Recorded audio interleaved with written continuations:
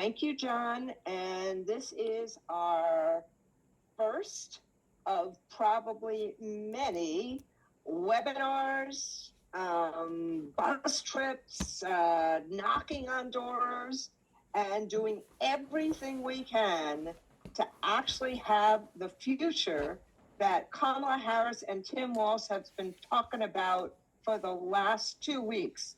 The future that Joe Biden and Kamala Harris have tried to create over the last 3.5 years. A future that really engages Americans, that's for Americans to see the opportunity to which they should be so entitled, the promise of America, which our Americans feel the freedoms that we should be entitled to, not the fear of losing those freedoms, but that freedom, economic freedom, educational opportunity, the freedom to thrive should be within the grasp of all Americans. And to do it, as both Kamala and Tim have done in the last 2 weeks, with that kind of joy and a sense of promise and a sense of potential. In some ways, for those of you who are at our convention, when we started thinking about Keep Marching and the song from the new Suffs play about how progress is possible, not guaranteed, but possible. And so if you see that I feel really excited with this AFT, Harris Walz background, it's because I am really excited, because this election is about two very different visions for the country, one of hope and one of fear. And many of you have heard me say in so many ways that we've had a race between hope and fear. And now there's a sense of possibility. Now, look, I love Joe Biden. I think Joe Biden has been one of the most formal, and many of you know I'm a social studies teacher. I love talking history and teaching history. Joe Biden has been one of the most consequential presidents of America and of the American Republic. And I think in the course of time, people will see that and feel that. What he did with Kamala Harris on his side is they took a country that was devastated by COVID, that had more job loss than anyone, inclusive of Herbert Hoover. And they changed it and gave us hope again, and changed a country that had no industrial policy to one that's now making it in America, that one where we're seeing chip manufacturing, we're seeing infrastructure, bridges and electrical grids, that, as they said today, big pharma has to negotiate prices on drugs. It's not just insulin at $35 an insulin shot. It's all these other drugs, things that used to be unimaginable. Joe Biden, Kamala Harris has taken on. And frankly, Tim Walz did very similar things in Minnesota, as you're going to hear from Denise Speck and from one of our two special guests. But he also did something that very few politicians do, which is he said over and over again, the most important issue in this election is whether or not we keep our democracy. And what he did was the most selfless and frankly unimaginable act for most people, which is decide not to run for re-election and become a bridge to a next generation. And his partner, Kamala Harris, became our nominee. And for those of you who are at our convention, you saw that playing out in real time, and you saw the excitement by the end of the convention of Kamala Harris coming to Houston, and that electricity in the hall, which frankly you're seeing in every time Harris and Walz are anywhere. That electricity, that hope, that sense of opportunity, that sense of a new generation fighting for Americans, all Americans, the promise of America, as Kamala and Tim say all the time. And with the addition of Tim Walz, who's a member of ours, who's a teacher from Minnesota, as is his wife, who's someone who Denise and our admin members know really well as a teacher, a coach, and now as their governor. These are people who came from the middle class, farm in Nebraska, single parent household in Oakland, middle class folk who are now running on a ticket to seize the future. That's who they are. I mean, think about today. Today, Biden and Harris talked about drug costs. And today, at the same exact time, Donald Trump dissembled again, like he did earlier in the week when he and Elon Musk talked about firing striking workers. Really? You're really for workers when you talk about firing striking workers, when you lift up an anti-union, anti-worker gazillionaire like Elon Musk?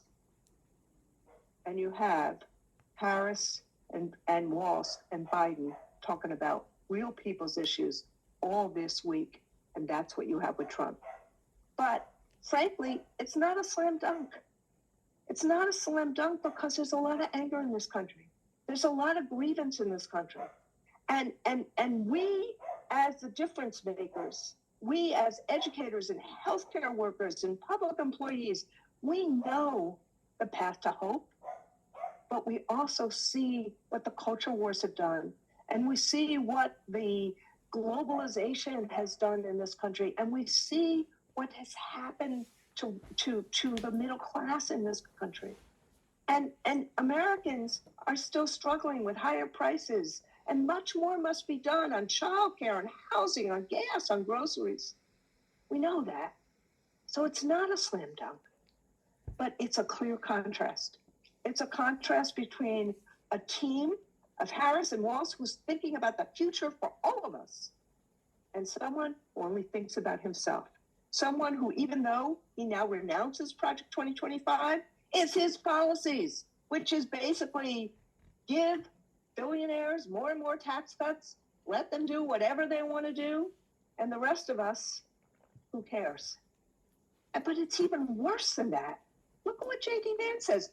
I love what Hillary Clinton said today. She quipped on Twitter, does J.D. Vance actually know that women vote in this country? I mean, look what they're talking about. Between the cat ladies and what he says about reproductive health and what he says about grandmothers. I mean, what world is he living in? And do we want these people to actually represent us in a complicated world? In a world where we need to be all in a world where everyone counts and everyone should be seen?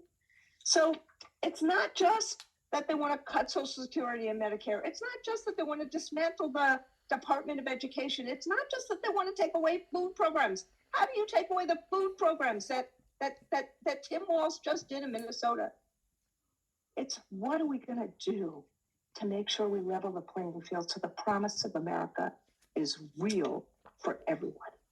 So that's what this fight is about.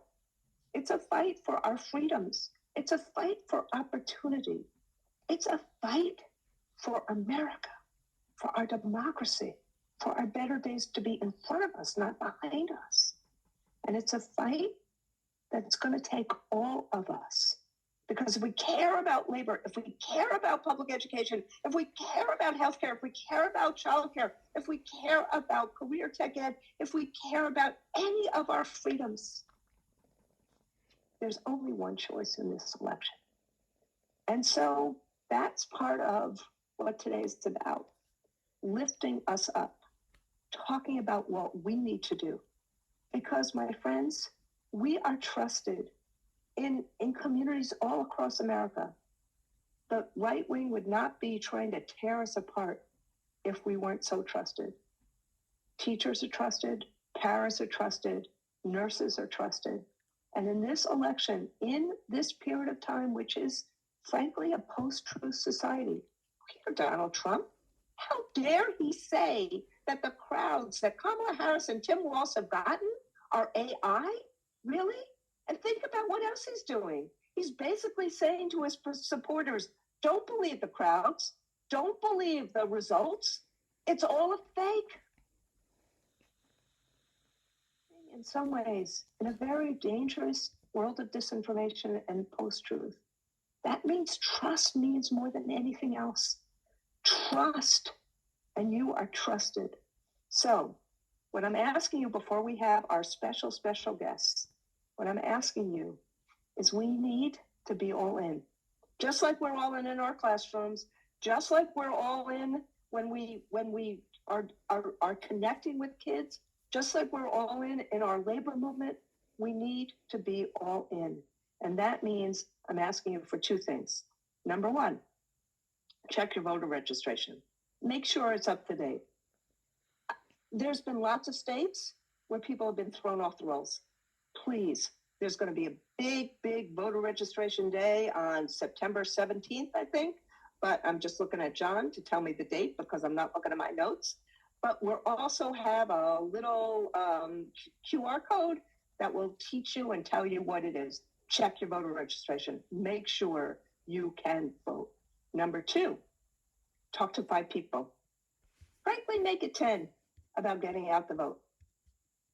Every one of us have our tribes, have our communities. Let's talk to them. Let's get them engaged. Let's get them all in because when we vote, we win. And number 3, we need you to volunteer, whether in your state or virtually. And there's a QR code to sign up as well for that. Our members are going to make a difference. Our families are going to make a difference. As I just said, we have over 600,000 members and householders in battleground states all across the country. It's going to be tough. It's going to be nasty. But every day really, really, really matters. So let me just say, thank you for everything you've done. Thank you for what you've done for kids. Thank you for what you do for patients. Thank you for what you do for America. Thank you for making a difference in people's lives. And we need people in public office, like our 2 special guests today, who make a difference every single day in people's lives. People who've actually been there with us and for us. And we need Kamala Harris and Tim Walz in the White House as president, as vice president, who are going to make a difference in the lives of people because they walk the walk of folks. They understand who folks are in America, and they want to fight for all of our futures. So, to introduce one of our very, very special guests, I'm going to ask Denise Beck, the president of Ed Minnesota, to introduce our very, very, very, very special guest with us today. Thank you, Randy, and hello to everyone. You'd think I'd be a little tired of talking about Tim Walz by now, but I am not even close. I've been doing interviews to media outlets from all over the country who want to know more about Minnesota's educator governor and what he could bring to Washington. So I'm going to tell my AFT friends the same thing I've told the Washington Post and Politico, the Nation and the New York Times and the Wall Street Journal. Tim Walz is good for America. Tim was a classroom teacher for 20 years in Mankato, a small town in southern Minnesota. He's decent and kind and still a teacher at heart. I think that's one reason why he has accomplished so much with our allies at the Minnesota State Legislature. We all know that when you have a classroom full of students and they need your help, you know that you can't kick that can down the road. The children need you right now. And every educator feels that powerful mix of urgency and responsibility. And Tim took that feeling from the classroom to Congress, to the governor's office in 2018. And in 2022, when he was reelected, the same year that Democrats took over both the House and the Senate in Minnesota, he got that chance in 2023 to get things done, and he did, because that's what teachers do. They get it done. Billions of dollars for new funding for public education and indexed to inflation. Thousands of new seats in pre-K. Tax credits to lift children out of poverty. More money and respect for preschool teachers. Unemployment insurance for hourly school workers. Collective bargaining for class sizes. Free college tuition for students from working class families. He defended our students' freedom to read by preventing the MAGA movement from banning age-appropriate books in school libraries. And like every educator, he knows children can't learn when they're hungry. And today in Minnesota, every student has access to free, healthy food when they're in school. His commitment to public education doesn't end with what he did. It also includes what he stopped. And as the wave of billionaire-backed voucher schemes spread across the country in the past few years, he said, no, not in Minnesota. Because Minnesota values its public schools, he would not defund them by sending taxpayer money to private and religious institutions. Because Minnesota values all its students, no matter what they look like, how they learn, LGBTQ or not, Walz would not send public money to private schools that discriminate. And throughout it all, he listened to educators because he cares deeply about making Minnesota the best place in America to start a family and raise a child, and public schools are part of that. Our union has always stood beside the governor, and earlier this month, we led a coalition of more than 25 labor leaders who sent an open letter to Vice President Harris recommending him as her running mate. And when she made her choice, the right choice, we all applauded and pledged to do everything that we could to elect the Harris-Walz ticket in November, along with Senator Amy Klobuchar, of course. So in a few months, Minnesota's loss will be America's gain, but we will regret nothing. We will see our next speaker standing on the inauguration stage as Kamala Harris and Tim Walz are sworn in as the next president and vice president of the United States, and we will know a teacher has an office in the White House. So please join me in welcoming my friend, a fellow educator, and the First Lady of the state of Minnesota, Gwen Walz. Thank you. Thanks so much, Denise, for that kind introduction. And boy, I'm ready to run through a wall after hearing Randy and Denise. You've both been great friends to us. And Denise, we've worked hand in hand in Minnesota and could not do it without your friendship and your leadership and your vision. So thank you so much. And Randy, I can remember campaigning with you on stops along the way, and I am looking forward to being out on the trail with you and AFT. Can't wait. Education Minnesota again. So let's do that real soon, and we'll see you all out there. Well, for those of you who might not know me, who's probably everyone, I'm Gwen Walz, and I am a proud educator for Harris. So this is an exciting day for me. I was early to the call, kind of like the first day of school, because you're one of the first large groups that I've actually spoken to. I always start with teachers because I think teachers are the beginning, the middle, and the end. So thanks for allowing me to be with you tonight. It is such a joy. You know, Tim joined the ticket just a little over a week ago. And that's sort of like rolling the beginning of the school year week, you know, back to school week, times 3, maybe. That's what it feels like, but it's sure exciting. I'm also a mom, I'm a sister, I'm a friend, I'm a retired military spouse, I'm the First Lady of Minnesota, and for so much of my life, I'm a teacher. That's how Tim and I first met. We were both teachers in Nebraska. He taught social studies and I taught English. And what they did was they put us in the same classroom. We shared a classroom. It had been an old choir room, and they put a divider right down the middle. So he was on one side and I was on the other. Now his class was a little louder than mine, and it had an energy that was real. And Tim and I quickly learned that we shared a belief in the value of each student. And that was one of the first things we knew about each other. We knew that as educators, we had an opportunity to support students. Tim and I both believe, and have held this close, that education can be transformative. We know this because we live it. Waylon was a student. You all have stories like this.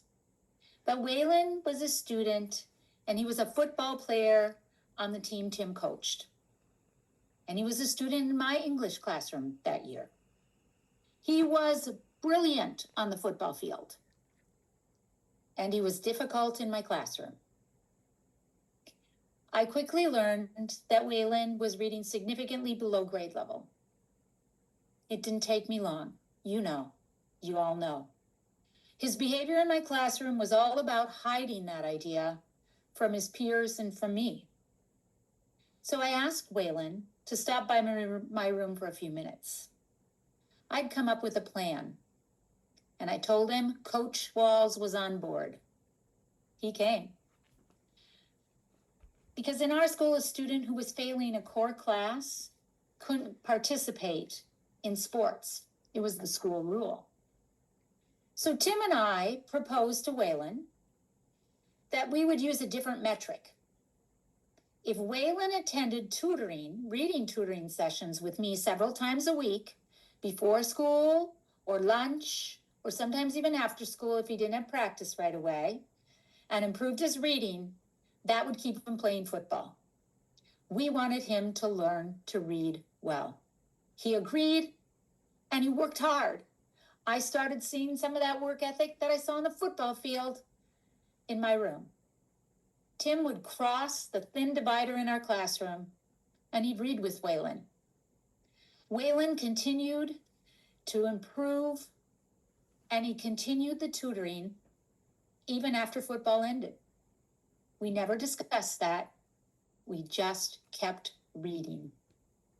And Tim continued to stop in and read and cheer with Waylon throughout the entire school year. At the end of the year, Waylon had confidence in himself, of course, on the field, but he also had it off the field. He completed high school eventually, and he graduated, and he had options. Waylon had a shot.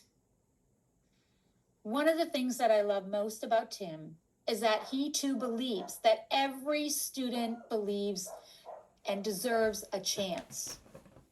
And it's a commitment that I know Vice President Harris shares also.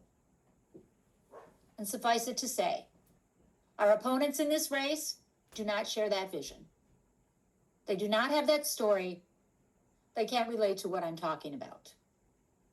They've not taught in a classroom, divided by a wall because there was no other space.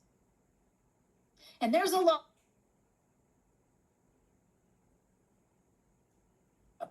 But as a teacher, I am especially outraged about what it would mean for a student's education. Their plan would devastate a generation of students, slashing public school funding, certifying teachers based on what books we can and cannot teach. Yes, they actually put that all in writing. But wait, there's even more. As teachers, we try to both model and impart the importance of respect for others. And that means keeping your nose out of everybody's business. Well, Trump and Vance might need a tutorial in that. They might need to learn a thing or two. They have a plan to rip away more of our reproductive rights, including IVF and infertility treatments. And this is personal for me. For years, Tim and I tried to start a family through fertility treatments. We followed the journey that is infertility. The anxiety, the agony, and the desperation can eat away at your soul. But eventually, we got lucky. And we now have two incredible children, our daughter Hope and our son Gus. If Trump had his way, I would never have become a mom. And if Vance had his way, it would make me a second-class citizen. That's not the future I want for my kids, or your kids, or any children. That's why Vice President Harris and Tim will fight to restore reproductive freedom as the law of the land. My mom, a longtime PE, health and biology teacher, said to me, "Gwen, do the work that's in front of you. It is both a thoughtful and action-oriented way to approach life. So I'm asking you to join me in doing this work that's in front of us. I'm asking you to volunteer, to stand up, to bring a friend, to donate, to bake cookies, to drive people, to do whatever it requires, because we have a chance in this election to build a future of freedom, of fairness, of opportunity, where everyone gets a chance, a shot, and everyone can get ahead. That's what we're fighting for. It's very, very clear. And as the next president of the United States says, you can say it with me, when we fight, we win. Thanks so much. See you out there on the trail. Oh my God. Oh my God. Oh my God. Gwen, thank you. I mean, please, that's the first time? It would have taken me years, even after being a lawyer and a teacher, to be able to do that. Not the first time. That's just, thank you for inspiring us. Denise, thank you for that amazing introduction of Tim and of Gwen. And Gwen, we'll see you on the trail a lot. And we can't wait to see you in the White House and in the observatory, and that you will be our second lady for all of America, not just for Minnesota. Thank you so much for everything. Really, thank you. Thanks so It's much. not easy. Senator Klobuchar, my good friend, and I will be out there on the trail with all of you. She's Hopefully together. Great Again. together. Thanks. So I get to introduce Senator Klobuchar in a minute. I have to turn it over to John first. I have to look at my notes here on my, I almost called it my BlackBerry, my iPhone. And then I'm going to introduce Senator Klobuchar. But John, you first. Sure. Just reminding everybody that to take a look at that QR code for volunteering. Sign up on that. You'll see various opportunities to sign up as a volunteer, whether you're in a battleground state or whether you are in a non-battleground state who might be interested in helping in the activities we have. We have plenty of virtual activities. We have buses, we have people on the ground, all sorts of actions. So please sign up, volunteer, and we will follow up with you on that. So Randy, I will turn it back to you for the next guest. Thank you, John. And look, we are all Minnesota tonight, except for when we go to Michigan and when we go to Wisconsin. But I want to introduce someone also who's incredibly special. The Minnesotans know this, but others who may not know Amy don't know this. I'm going to take my glasses off and not read. Amy Klobuchar has been a senator since 2006, I think. Senator Klobuchar, you're up this year. But there is something about the Senate for those who are not social studies teachers or lawyers, or who don't practice in the world of civic engagement. Amy Klobuchar is a senator's senator. She knows how to cross the aisle. She knows how to get things done. I'm not going to curse today. I'm not going to say either the S word or the D word. Excellent. And she often, trying to brush up my image here. But she also has figured out in all of these new things that confront us, what will end up happening is you will hear Senator Klobuchar say, I have a solution for that. Like on disinformation, she has an amazing bill that will actually figure out how to deal with the worst aspects of AI, disinformation, deep fakes, all of these other things. And she can explain it in a way that pulls people together, whether they are far right or far left, pulls together people to actually get the promise of America done. And she knows the nitty-gritty well enough and doesn't get frustrated like I get frustrated in actually being able to do all of this. And so to have Senator Klobuchar from Minnesota, who knows Tim Walz so well and Kamala Harris so well. And to have her as part of this kind of a group of public officials who actually serve the people. It's really our honor that you are with us today. And it's so great to see you and to see you smiling and to see you buoyant in so many different ways. So it's my honor, Amy, Senator Klobuchar, to introduce you to in our kickoff today to our members. Thank you. Well, thank you, Randy. Thank you so much. It's great to be with so many friends at the American Federation of Teachers. I think many of you know my mom taught second grade until she was 70 years old, and she was a proud member of the AFT. She still would always tell to the end the stories of her standing on card table chairs in the back of a hot Union Hall cheering on different elected officials. And she cared so much about it. She was actually in the picket line in the first strike in Minneapolis. Our leader friends from Wisconsin, she actually went to Milwaukee Teachers College, grew up in Milwaukee, came over to Minnesota, and taught again till she was 70. And I still run into kids who are now adults who tell me she was their favorite teacher. She especially loved teaching about monarch butterflies and their metamorphosis and dressing up for the second graders in an outfit with black tights and a tunic and a sign she'd hold that said "To Mexico or Bust." So you just heard from Gwen Walz, who I believe will be our next second lady, but most importantly, our teacher. I love Gwen and Tim, and I'll get to Tim in a minute, but there was a big story about Gwen in the New York Times this week, and I loved one of the things, telling the story she told today. You know, she grew up, as Randy mentioned, in a small town right near the South Dakota border. Ivanhoe meets Tim. They go to Mankato, my husband's hometown, and they're teachers, as she noted, in the same classroom. But one of the things she didn't say from this article that I quite enjoyed was that she was teaching the classics, right? She's teaching Ivanhoe. And every so often the students say, why aren't you as easy a grader as your husband?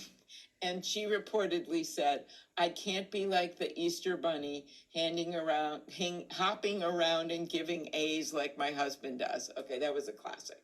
So in any case, you're going to love Gwen. You just got to meet her before most of the nation. There's a good reason for that, because as Denise told you in her beautiful introduction of Gwen, both Tim and Gwen love teachers. I was actually at his first swearing in for governor, and he had the teachers walk him in to that moment, that big moment when he gets sworn in as the governor of our state. I'm excited about Kamala, as Randy notes. Kamala and I knew each other well in the Senate. We were on that Judiciary Committee where we questioned those Supreme Court justices. We're quite on to them. You're now going to see on a debate stage, on one side, you'll see Kamala Harris, who called it on those Supreme Court justices, a strong former prosecutor. And on the other side, you're going to see a guy that's facing over 100 felony indictments and has been convicted 34 times. You're going to see on one side someone who believes in our democracy, and someone else who literally called up a Republican Secretary of State and asked for 11,000 votes. It's going to be such a contrast. But the other contrast you're going to see is between these vice presidential candidates. Tim Walz is the epitome of optimism. I loved how Kamala called him Coach Walz. He is someone that, as you all know now, grew up in this town in Nebraska, joined the service when he was 17, stayed with the National Guard for 24 years, was a geography teacher, and actually took a winless high school football team and turned it into a state champion. That's believing in students. That's believing in their hope and believing in their future, even beyond the football field, as you heard from that story from Gwen. So I got to know the Walzes because Tim and I ran for Senate for the first time. He runs for the House. He was running in this red district, only the second Democrat to win it in 100 years. And at the same time, while he's teaching, running, all the stuff's going on, they're having Gus, their son. And my mother-in-law in the town, my husband has 5 brothers, and my father-in-law and mother-in-law were also teachers. And my mother-in-law they had a trailer in this trailer court. They had 3 sons they built triple bunk beds, and every son that she had 4 boys, one had a girl, and then had identical twin boys. True story. People would bring her casseroles, right? They'd bring her food. And when those kids were born, and she decided to start paying back. So many years later, after she had brought hundreds of people in the town, hot dishes, as we say in Minnesota, and casseroles, Gus was born, the Walls' kid, and my mother-in-law was there at the door with a chicken parmesan dinner, decorated the house in balloons, and that's how far we go back with the Walls. Since then, I think you've seen that Tim believes in education, not just from his old job, but he continued to support educators and education when he was in Congress. Then he moves on to the governor's office, where you have all heard what he did, free school lunches, that adorable picture of all these kids surrounding him and our Lieutenant Governor Peggy Flanagan when they rolled that out. That's something that Tim and Gwen dreamed of for many, many years. Paid family leave, one of the most forward-looking policies, if not the most forward-looking policy in the United States of America. Tim and our legislature, led by 2 women, I will say, were able to pull that off and get that done. The biggest middle-class tax cut in Minnesota history, all the time investing in education. So that's their story. And I can't imagine that students and teachers will have a better friend than they will have in Tim Walz. And just for me personally, to have someone this decent, you've seen Kamala and Tim on those stages together. And I think some people, and I'm sure some of you on the call thought, who is this guy? And I think what you're learning now is, first of all, Tim's someone that's used to dealing with strong women. You just met Gwen, you know me. Lieutenant Governor Flanagan, as I mentioned, Senator Smith, our other senator, the 2 women leaders in the state legislature. And I think that means something. It means something to me. I know it means something to Randy, that chemistry is so strong out there. Vice President, we know we've had Mondale and Humphrey from Minnesota. Our parents bounce their babies on their knees and say, one day you can grow up to be Vice President.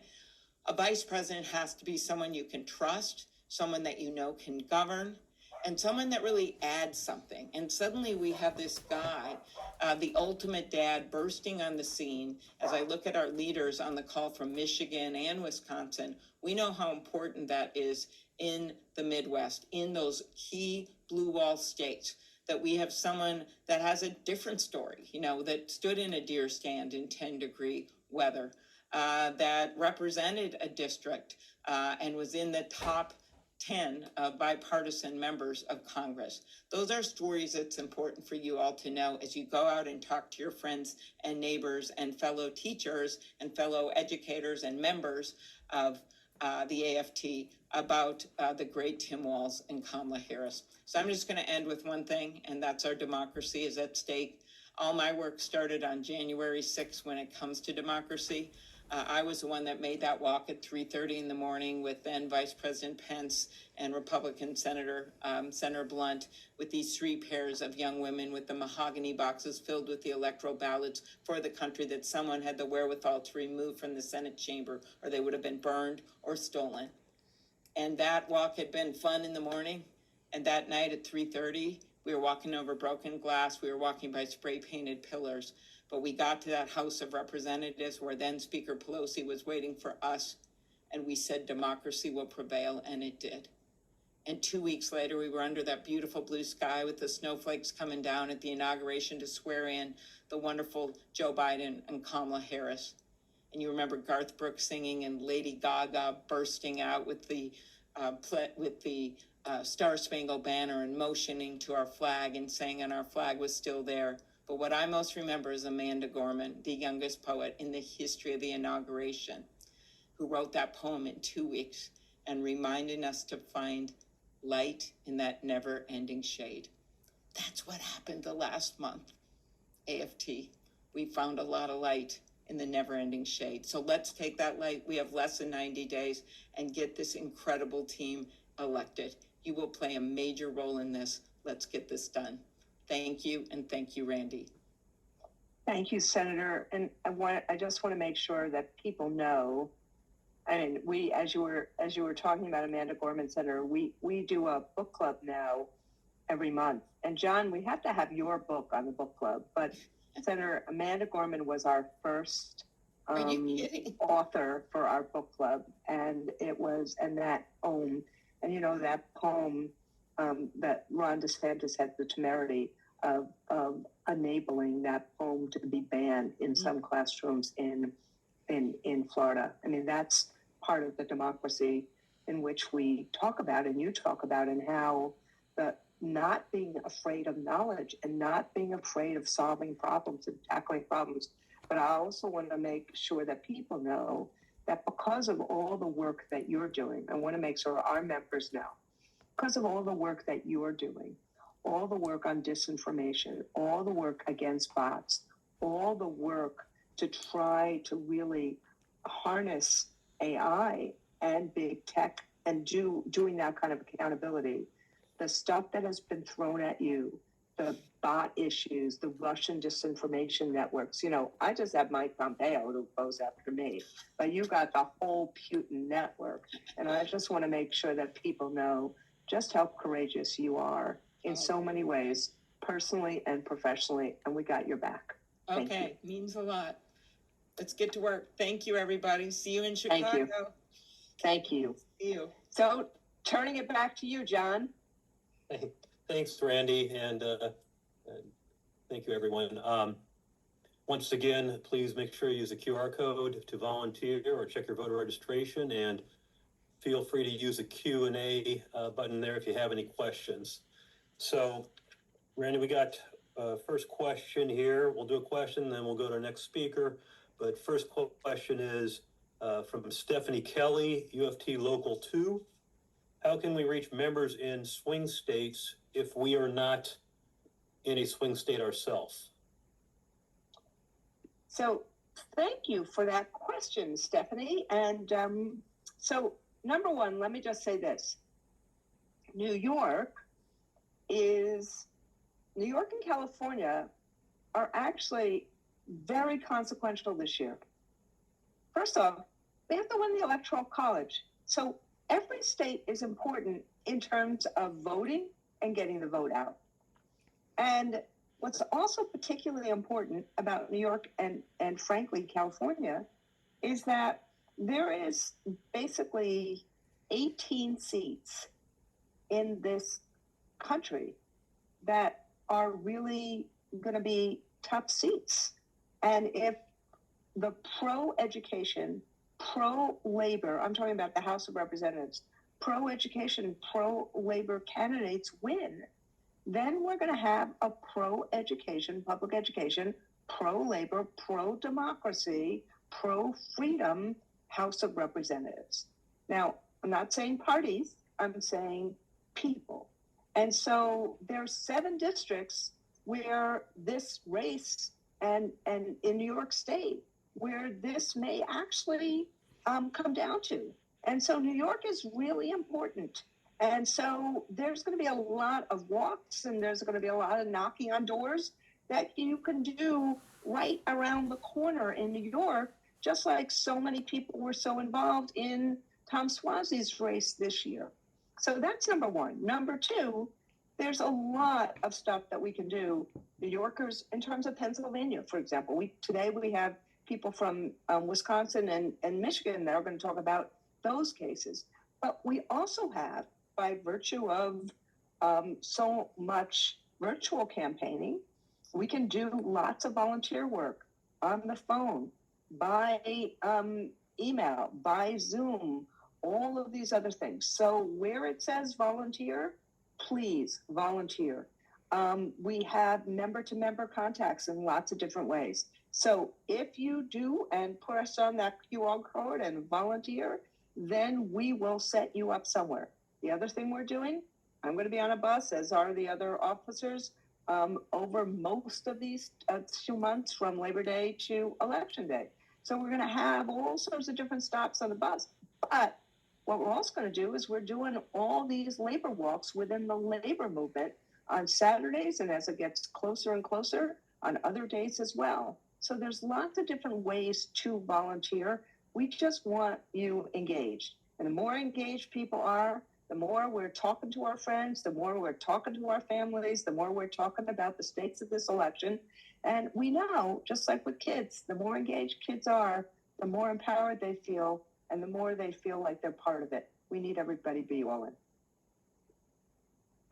Thank you, Randy. Now, what I'd like to do is introduce a special guest leader, president from the Detroit Federation of Teachers.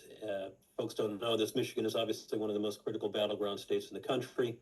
And Lakia Wilson is representing here tonight. And for those who are not aware, also we've had folks from other states that have been going into Michigan and canvassing, and that's going to be one of our biggest targets. So on that note, Lakia, I'd like to welcome you, and please give some people perspective from the Michigan standpoint. Sure, and thank you, John, and thank you, Randy. Here in Detroit, we are experiencing a renewal of energy and excitement around the presidential and Senate elections. We are going to do everything in our power to make Vice President Harris the next president of the United States. It is a great feeling to have our own, a teacher, on the ticket in Governor Walz. Together, we know that they will fight hard for working families, but most importantly, they will stand with the members of AFT. This year, we are preparing to fight for the freedom to move our state and our country forward to a brighter future. Detroit Federation of Teacher members will be making calls. We will be knocking on doors and taking our family and friends to the polls. We understand what is at stake in this election, and we are not going backward. Thank you, Lakia. We're Thank not you. going back. We're not going back. We are not going back. I love that. John, do we have something, do we have something more? Do we have other things that we want to say other than also having John Shelton? And by the way, we're going to end with, a special video that we did. We got permission from the director and the star and the producer of Suffs to use this video, and we used our own marching with it. So we have that at the end. But what do we have before that, John? Yes, I have another question, and then we'll go to John and then to you. So the next question actually comes from Eric Rader from Henry Ford Community College in Michigan. How do we push back on Project 2025 and the insidious attacks involved? Thank you, Eric, for raising that question. So Project, I talked about this a lot at the convention, and we also have a lot of information about Project 2025. Right now, I have a 70-page document that I'm reading through. I don't know if you can see it right now, about Project 2025, and we're going to put a bunch of the really bad stuff on some palm cards so that people see it. It's on our website already if you want to use our website. Our website is a very good resource for a lot of things. Like, for example, we have a reel about, the highlights from Kamala Harris from our convention so that people who weren't there can actually see what she said to our members. But what Project 2025 is, we have to keep reminding people, as much as Trump lies and disclaims responsibility now, remember, J.D. Vance wrote the forward. I could use Tim Walz's word, a damn forward of Project 2025. He wrote it. most of the people that worked on Project 2025 worked in the Trump administrations.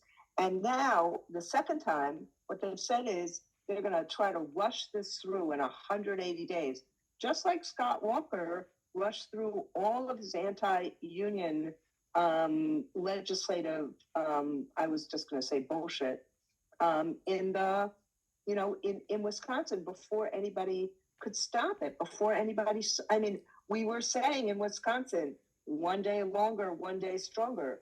But their attempt is to basically change the architecture of what is government. So government, instead of being a vehicle for helping and supporting people, government will be a vehicle for those in power, a weapon for those in power. So for example, get rid of the public service, which was created, the civil service created by Theodore Roosevelt, a Republican, to actually make sure that what you knew was more important than who you knew. They want to get rid of all of that, so they just put their cronies into these positions. So could you imagine if your cronies were in the positions of, being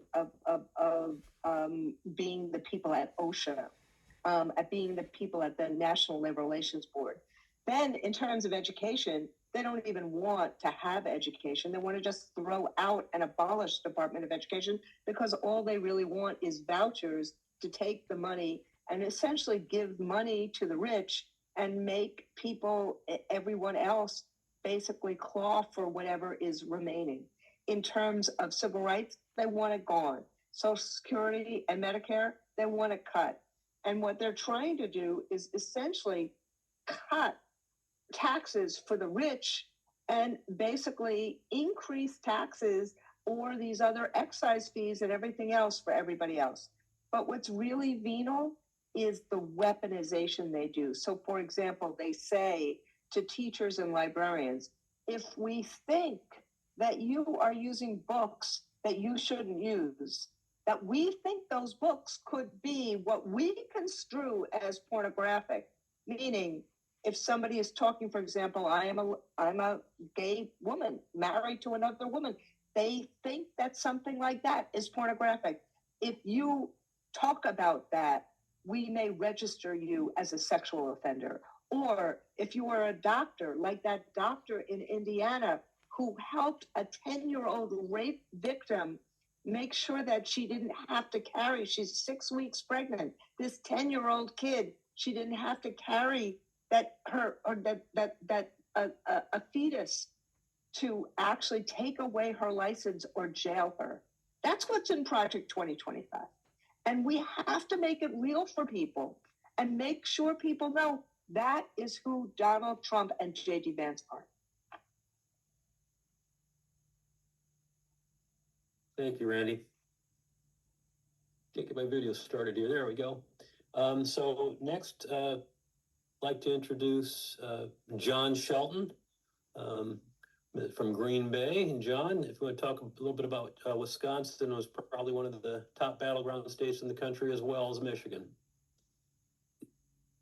Yeah, so thanks so much for setting this up, John and Randy, for hosting this. This couldn't be more important. And I'm so thrilled to see the focus on the upper Midwest, because in addition to just being an awesome place to live, it's really going to be the center of this election. And so it's really kind of thrilling to see this happening. We are thrilled that Tim Walz is the vice presidential nominee in this state. Obviously, we're excited about Kamala Harris as well, but the entire ticket now is just something we can really get excited about. And I just wanted to tell you all where we are in terms of our trajectory in this state. So Randy mentioned Scott Walker, who might be the single worst governor for public employees in recent history. And that's saying a lot when you have people like Ron DeSantis out there. I don't know. I mean, it's difficult to figure out the right metric for that. But in terms of taking away our rights, Scott Walker, horrendous. And I think kind of the maybe the most difficult point for us was in 2017 when, Walker was still governor. We had Donald Trump coming into the White House, and our state had just gone for Trump. And we, those of us who believe in democracy, you heard Senator Klobuchar talk about that. We were stunned. We didn't think that could happen, well, probably like a lot of people in this country, but we got to work. And the next year, we kicked Scott Walker out of office, electing Tony Evers, a pro-public education governor, who once told me that his hero was Albert Shanker. So when he said who his favorite teacher was, he said Albert Shanker is one of his heroes. That's who we have as our governor now. In 2020, we turned out for Biden and kicked Trump out of the White House. So we have a history of helping to slay monsters. Really, these people are monsters. Kicking Trump out of the White House, and Wisconsin is the tipping point state. If the presidential goes to Wisconsin, our side usually wins. We reelected Tony in 2022 to a second term, and just last year we flipped the state Supreme Court because our members went out and worked their butts off to elect Judge Janet. And now we have a lawsuit pending that may very well overturn Act 10. And so this is our trajectory right now, right? We have changed this state. We are moving this state back to a progressive state. We have new maps in this legislative cycle. And so that came from a state Supreme Court decision and from having Governor Evers in office. And this is the next step. Okay, this is the next step. I promise you, we are going to turn out Wisconsin for Harris and Walz. But we need your help. You heard somebody ask that before. If you're in a state where you feel like you've got a little extra capacity to help us out, it's always close here in Wisconsin. We're really confident we're going to put the work in and get it done, but we could use every help all the help that we can get. And you can help us make sure that Trump doesn't get back into the White House and, help us continue to slay monsters in this state. So couldn't be more thrilled about this. Thanks so much for having us, and let's get it done. Thank myself. Thank you so much, John. And it's really, and look, going to Green Bay, right? Last year, just being in Green Bay with you last year, and Tony Evers coming and having the bus as the backdrop and engaging in this way. This is part of the reason that we do this work, because by doing it through a bus instead of just coming in and leaving, we are engaging, through the officers and our activists. We're trying to give a picture and engaging our entire union in this process of engagement in our democracy and in civic participation. And this year, just so happens that the stakes are so much higher than they've ever been. So the prospects are now really exciting because of the excitement and the joy that both Kamala Harris and Tim Walz are bringing to this. But the stakes are still really, really, really high. And so that's why, in some ways, we have to be all in. But your story, and Lakia's as well, in the engagement of our members, you could see people after Act 10 passed, the level of despair in Wisconsin. And the build back that has happened. Despair is not a strategy. Fighting back is a strategy, but it doesn't happen all the. I have a little magic wand with me. I've been using it a lot today. We don't have fairy dust. We don't have a magic wand. We have our members, and we have the people who actually engage and understand that politics is about us. It's about our engagement. It's about our future. It's about what we want for our families. It's about what we want for our communities. It's about what we want for us. One of the questions, the reason we're answering these questions that we know of is because people submitted them earlier. Somebody submitted a question from Port Washington about, will there be a plan to improve school infrastructure? Yeah, if we have anything to do with it, there's going to be a plan to improve school infrastructure. That's what the Infrastructure Act was for, bridges and electrical grids and getting lead out of pipes, including pipes in schools. We know we need better ventilation all over the country. Look at all the heat look at what's happening in terms of climate stuff. You can see that I still don't have a voice from our convention. Sorry about my voice. There was a question about voting, and Roberta Ellens asked a question about, or reminded people that, we have to really make sure going to look at that question as, we have to really make sure that kids who are in out-of-state colleges know how to vote and know what to do. We're going to have more webinars and more access to that information and remind people about that. Just like today, we're reminding people about voter registration and things like that. So we're going to do these kinds of things. There's a question from Cook County College Teachers Union. How do we engage our students in the electoral process? We're going to have some information about that as well. There's a question about prescription drugs. Look what just happened today in terms of the 10 drugs that Medicare, as of 2026, I know it's not right now, are going to be able to negotiate, or because of that negotiation, people are going to be able to save boatloads of money. Cancer drugs, drugs in terms of heart medication, but some of the most frequently used drugs. That's what the Biden administration did. That's what Joe Biden did, because the IRA was passed and Kamala Harris was the tie-breaking vote of that. So progress is possible, but it's not guaranteed. It's only going to happen if we march, if we act, if we vote, if we organize. And so I want to just end all of us together with a video that we put together at the convention using the message that the suffragists did in getting the vote. We may actually have our first female president. More important than that, a president who believes in freedom and opportunity and the promise of America, side by side with a teacher who has done that work for all these years. A prosecutor, an attorney, and a teacher, a vice president and a coach, on the platform of and based on and using all the work that Joe Biden has done to get us to this point. So progress is possible, but it's not guaranteed. We have to engage, we have to vote, we have to get out the vote. Thank you, everybody, for everything you have done and for everything you will do. Remember, voter registration, one QR code. Volunteering, the other QR code. And now, as I say goodbye, let me cue up the video about progress being possible and about how we must keep marching.